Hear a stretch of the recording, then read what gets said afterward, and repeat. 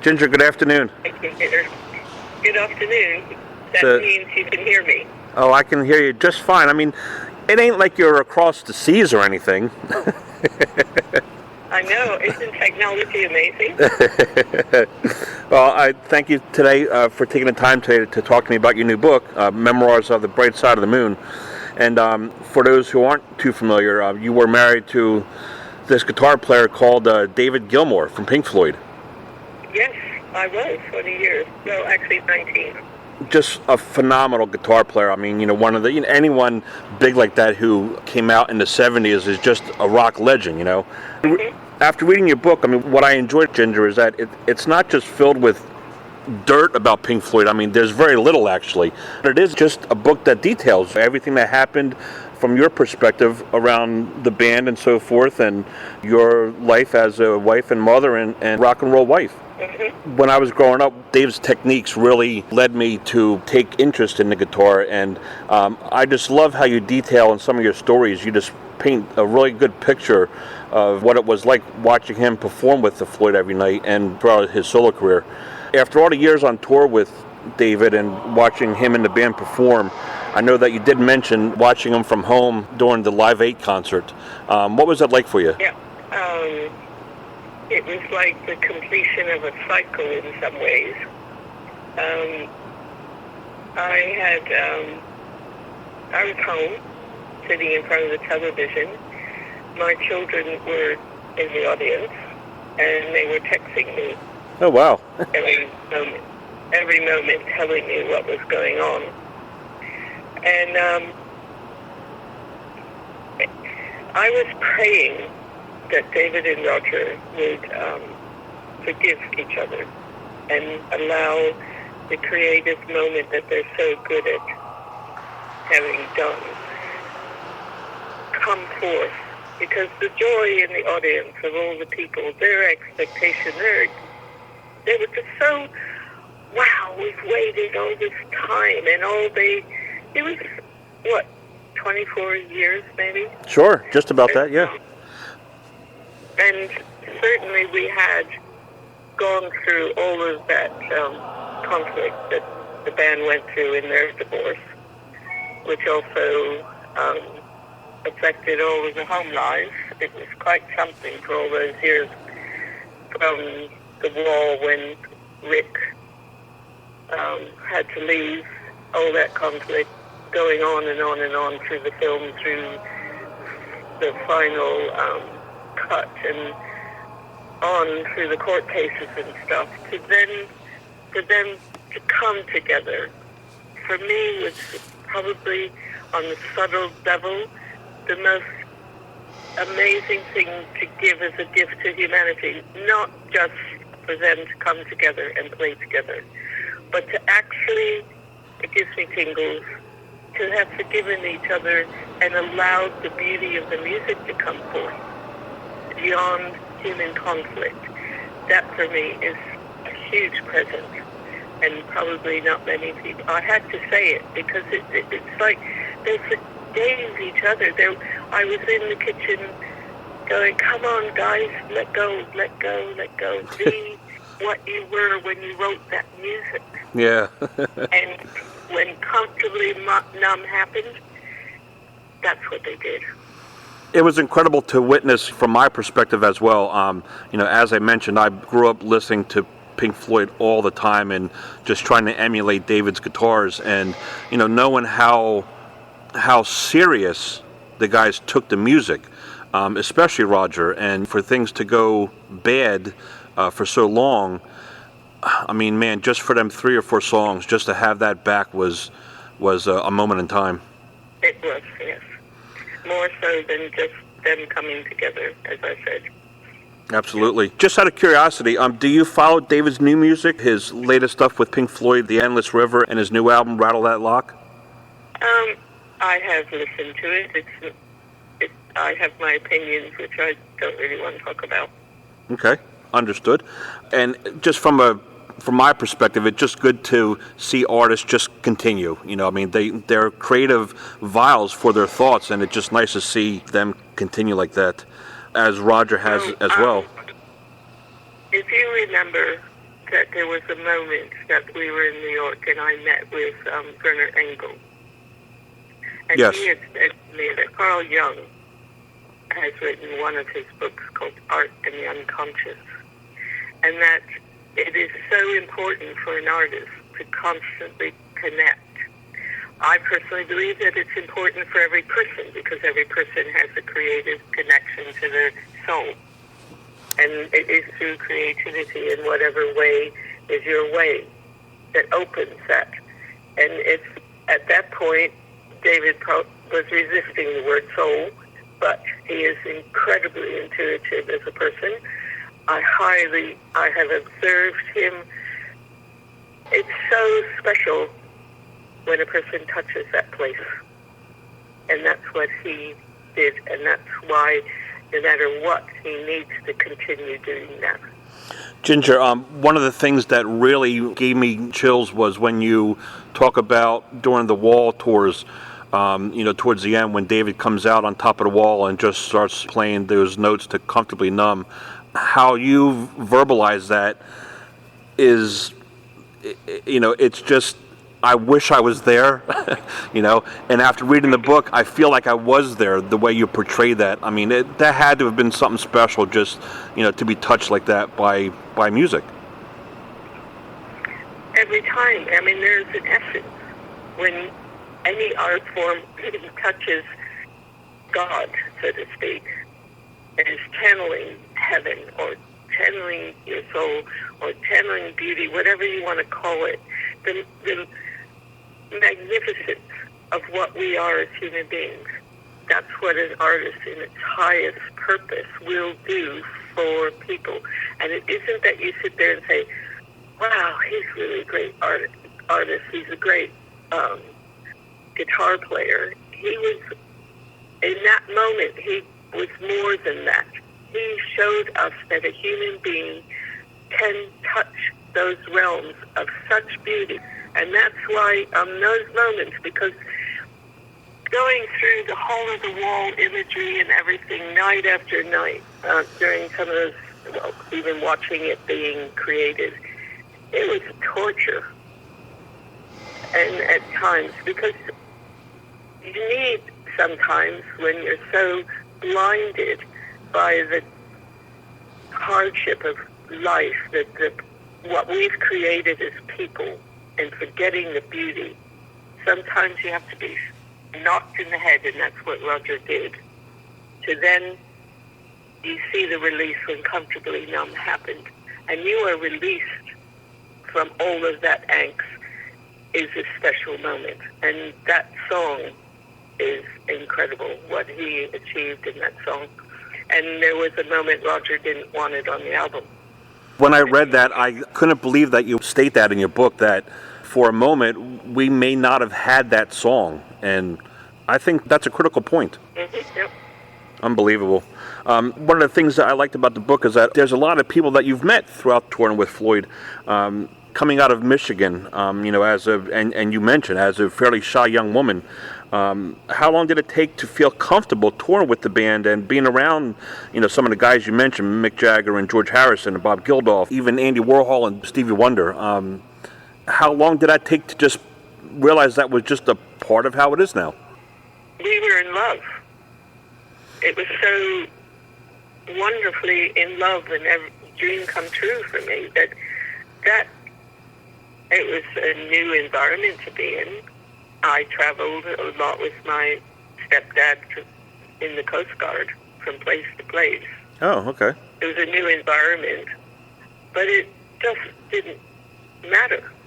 I mean, plus their music was so awesome to me that I was just beginning to discover what an artist I was. And it just filled me. It was just really, it didn't take any adjusting. What did take adjusting was when he asked me to come back, and the fridges were the size of dishwashers. Wow. I couldn't, that was harder than anything. And the money, and the driving on the other side of the road, and there was no double glazing, so the wind would whistle through the iron lead windows, and that was more difficult. The new culture, I hadn't actually been out. English people speak English, but actually it's a different language. It's a totally different culture. That took a few years to get used to that. The rock and roll side was easy because the music was so wonderful. I've been doing interviews now since 2011, and every time I meet somebody that I grew up listening to, I'm in awe that I am able to do so. And some of the stories that you mentioned, I mean, for instance, in Marrakesh, when you and David were walking through, and you said, "Hey, I think that's Mick Jagger over there," and David's like, "Yeah, that's Mick Jagger over there." And you guys didn't just pass by; you actually spent some time. That's surreal to me. That's just surreal. In some ways, it is surreal to me too, because we've only ever knew of those people through reading in books or seeing video clips and things. So there was an unreal side of it. You allow your heroes to develop in your mind, and to actually see it. And he was just normal. Well, he's not normal, actually. He loved himself. He loved dancing and having the crowd paw him and things when he took us off to the discotheque. Yeah. But in his hotel suite, when David and he were sitting on the veranda playing acoustic guitars, it was just normal. I mean, I suppose it's one musician to another. I understand. Sure. There's a really cool anecdote about Andy Warhol also, where you guys were having dinner and Andy talking. I had a chuckle out loud, Ginger. It was just funny the story you talk about having him coming up with an idea for men's brassieres that actually carried milk around, and that was a great story. Yeah, Pink Floyd. What a great story. And, that was one of the funnier ones. And one of the most touching ones for me was when you met Stevie Wonder. You were at that point pregnant, and he bent down and put his hand on your belly and was singing Isn't She Lovely? And that had to have been unbelievable.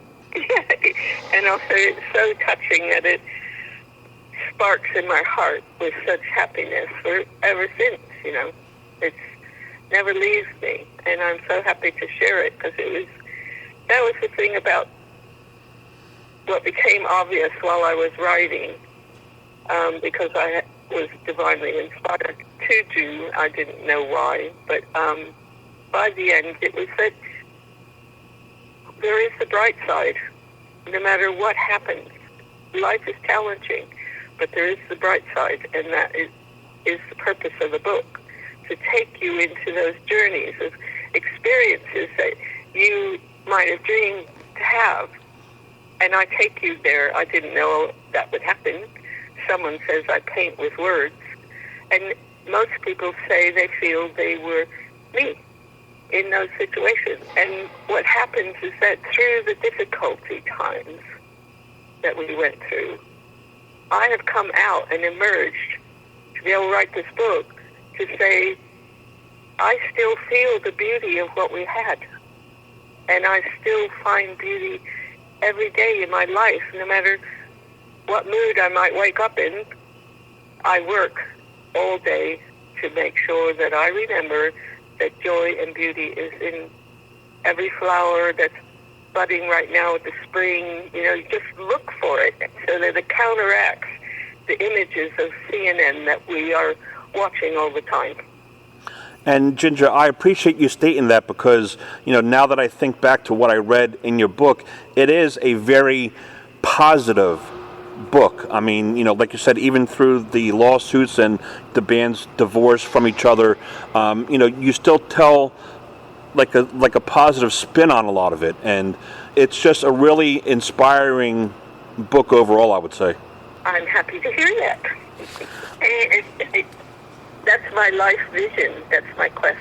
And I've been through a lot of challenges, and I don't want to go down with the challenges. I want to live my life with joy, and it's there all the time for us to find it.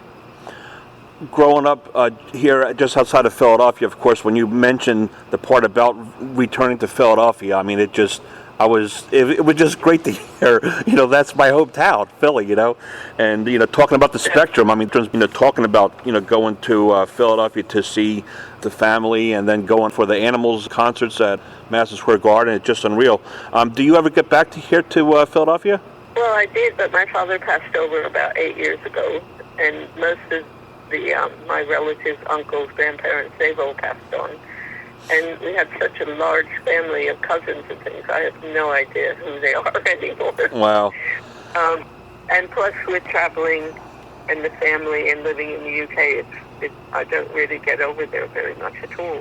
I'm sorry to hear that about your father, but you do mention a couple stories about him, and especially about just how he wasn't too familiar with Pink Floyd until his neighbors came to him and said, look, this is Pink Floyd. This is a big deal. What's my daughter up to now? And the other key was very special thing is that when I was writing the book, I kept in contact with my stepmom, Agnes, and she told me a story that they had never told me, which I've put in the book, of how when they went to the concert and everything, how proud he was, and sitting in the audience and telling people that my daughter's married to him, and she said that she was amazed how much the audience knew the lyrics, and how much she enjoyed the evening. So, and that everyone treated them with such respect. They wound up coming to Paris as well for the Versailles concert. Oh, wow. And they really loved it in the end. He was well happy. And a lot of the book talks about some of the travels that you've been while on tour with the band, and I feel like I've been to Morocco and to France and to Japan after reading your book. I mean, the things that you detail about the culture and just the time spent there is very impressive to me. Thank you. A lot of people have commented in the same way. There's a woman I know very well, Nancy Ruth, who worked with the United Nations, and she's one of the people that gave me a what's it called?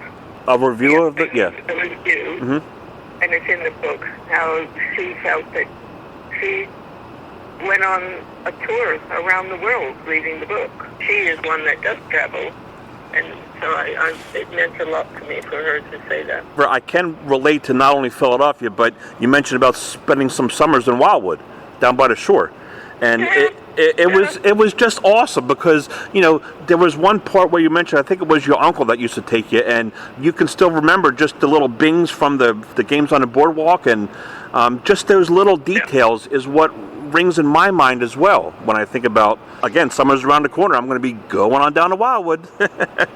Yeah. Don't forget the cotton candy and all the ding-dings of all the little sounds and stuff. And at night, one of my, I didn't say this, I don't think, in the book, but one of my favorite sounds was the sound of the waves underneath the boardwalk. Yes. As you walked along, and that sort of slight dampness on your face, It's peaceful. It's just peaceful walking along and just hearing the waves splashing and, seagulls in the back, and it's special. Before I let you go, I want to talk about Live Aid because when I just opened up the book, it opened right to the chapter about Live Aid, which I was enthralled by reading because you really had insight into, getting Bob Geldof to make this happen, didn't you? Yeah, not many people know that. I did question how much I should say or not say, but I thought it was important. And the concert itself, it was just phenomenal. I happened to be lucky enough, it was 3 days before my birthday. I was born July 16th, and I went to the show in 85, and one of the statements that you put in the book is that on that day, July 13th, 1985, music changed the world. And at that point, it may or may not seem it now, but at that time, you're absolutely right. Everyone, their ears perked up, their hearts opened, and they saw what was happening in Ethiopia. Well, particularly the artists, the musicians and stuff, because what we went up against trying to do our concert people were very suspicious. And even George Harrison had said, David, don't let her do this, because he had such a bad time with the IRS and the HMRC over Bangladesh. Yeah. And it took over 8 to 9 years for any money to filter out after paying all his legal fees and everything, and the trauma, and it was like pulling teeth. And Geldof, he was certainly suited for it, where I was too soft. I'm really glad that he wound up doing it, because I can't say F-U-C-K as often as he does. Yeah, I guess to make it happen, you have to kind of be stern, you know. Yeah, well, he knew how to embarrass them and say, what the heck are you doing? How can you do this? These people need us. And if you look at what's happening with Syria right now, you know, we needed Geldof to get out there and say, what are you doing? Sure. Can you turn them back? How could you even suggest it? I mean, I saw a photograph someone had posted of all these people clamoring on this big boat and everything, and I thought, oh, it's the Syrians, what their problem is, what they're having. And it turned out to be Americans during the World War. Oh, wow. That, yeah, and it's like people forget. And the basis of my book is all about remembering beauty and God, because we're forgetting that element in us, by whatever name you call it. Because the moment you know and you touch that, you care. You care for your planet. You care for each other. You care for yourself and your family. You care. And you rejoice in the differences, because we all wind up in the same place when you live the majesty of life. And that's what that book's about. I think that fans of Pink Floyd are going to love the book. I mean, the story is about photo shoot for the album cover for Animals, and the pig being detached from the moorings and flying off into some guy's field, and the Momentary Lapse of Reason tour, and David's tours on About Face. I mean, just, you detail a lot of stuff, so Floyd fans are going to love the book. I think, you know, people who travel are going to relate to the book in so many ways, and just people who are artistic and just, you know, like a good positive story are going to really like your book. So I appreciate you taking the time today to talk to me about your new book, Memoirs of the Bright Side of the Moon. And I wish you luck. And, you know, if you want to have Dave call me, have him call me. I think that would be a real feat. But, John, thank you so much. It's an archetypal story, you know, that I'm really pleased that you want to spread it for us, because you're part of it, too.